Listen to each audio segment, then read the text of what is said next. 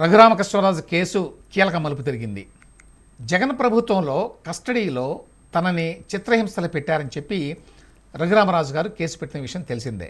ఈ కేసులో ఆరోపణలు ఎదుర్కొంటున్న రిటైర్డ్ సిఐడి అదనపు ఎస్పీ విజయపాల్ ముందస్తు బెయిల్ కోసం హైకోర్టుని ఆశ్రయించారు. ప్రభుత్వ న్యాయవాదులు ఆయనకి ముందస్తు బెయిల్ని ఇవ్వడానికి వ్యతిరేకించారు.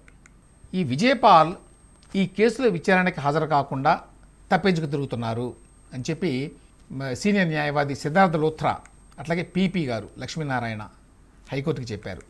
విచారణకు రండి అని చెప్పి నోటీస్ కూడా ఇవ్వడానికి ప్రయత్నించాము, కానీ ఆయన ఇంటికి వెళితే ఇంటికి తాళం వేసి ఉంటుంది ఎప్పుడు వెళ్ళినా అని చెప్పారు. కాబట్టి పరారీలో ఉండి ఆయన విచారణకు సహకరించడం లేదు. దర్యాప్తుకు సహకరించినటువంటి అటువంటి వ్యక్తికి ముందస్తు బెయిలు ఇవ్వడానికి వీలు లేదు, అర్హత లేదు ఆయనకి అని చెప్పి కూడా వాళ్ళు వాదించారు. ఈ కేసులో మరొక కీలక పరిణామం కూడా జరిగింది. ఈ వ్యాజ్యంలో ప్రతివాదిగా చేర్చుకొని వాదనలు వినిపించేందుకు అవకాశం ఇవ్వాలని చెప్పి బాధితుడు ఫిర్యాదుదారుడు అయినటువంటి రఘురామకృష్ణరాజు ఒక ఇంప్లీడ్ పిటిషన్ దాఖలు చేశారు హైకోర్టులో. ఇప్పుడు ఆ ఇంప్లీడ్ పిటిషన్ని హైకోర్టు అనుమతించింది. అంటే ఈ కేసులో రఘురామకృష్ణరాజు తన వాదనలు వినిపిస్తారు, కోర్టు ఆ వాదనలు వింటుంది. ఆయన తరఫు న్యాయవాది అభ్యర్థన మేరకు ఇప్పుడు నెక్స్ట్ విచారణని వారం రోజుల వాయిదా వేస్తూ న్యాయమూర్తి జస్టిస్ విఆర్కే కృపాసాగర్ గారు ఉత్తర్వులు ఇచ్చారు.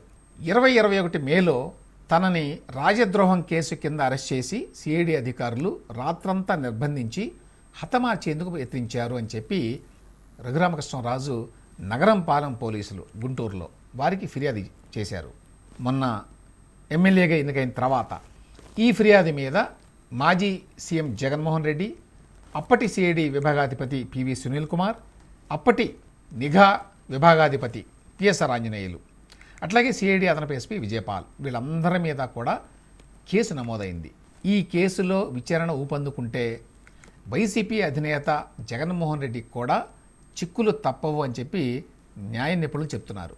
అధికార దుర్వినియోగానికి సంబంధించిన అన్ని ఆధారాలని ప్రస్తుతం ఉండి టీడీపీ ఎమ్మెల్యేగా ఉన్నటువంటి రఘురామకృష్ణరాజు పోలీసులకు ఇచ్చారు.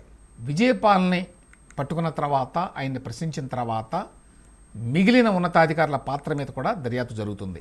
ఎంపీని కస్టడీలో ఉండగానే చిత్రహింసలు పెట్టారని రుజువైతే సీనియర్ పోలీసు అధికారులు అప్పటి సీఎం జగన్ ఈ కేసు నుంచి తప్పించుకోలేరు.